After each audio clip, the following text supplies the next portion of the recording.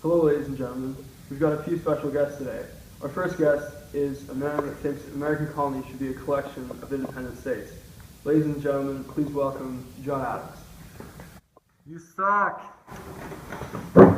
Alright, well thanks for making it all into the studio today, John. Glad to be here. So John, as a colonist, how do you feel about independence? See, that's a tricky question. I still feel very torn between independence for America and staying loyal to the crown. Well, why is that?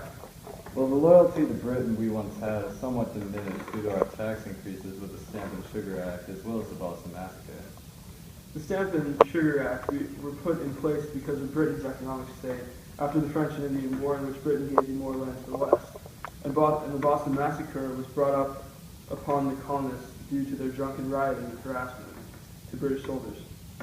Well, yes, the massacre was provoked. So you admit that Boston Massacre was caused by the colonists, and while we're on the subject, it's not also true that the colonists have tarred and feathered multiple tax collectors. Not to the extent most of the British people believe. But it does happen. Yes. Your cousin, I believe, was in that riot, was he not? He was. So your cousin, in the definition of the word, is a terrorist. Well, I wouldn't call him a terrorist. Does he not invoke terror by bombarding British soldiers and going against the British crown? Well, yes, but he does it all in the name of unjust taxation. Back to the subject of taxing. Why do you believe colonists are exempt from paying taxes like any other Englishman?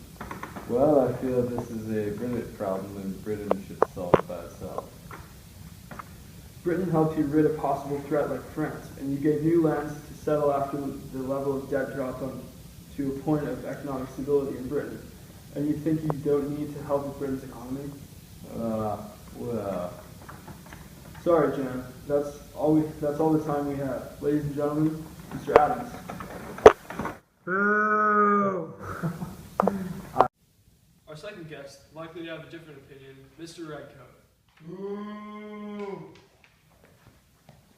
Thank you for having me. So, Mr. Redcoat, what would you say your opinion on the colonial independence is? Honestly, I couldn't care less about whether the colonists have their independence or not.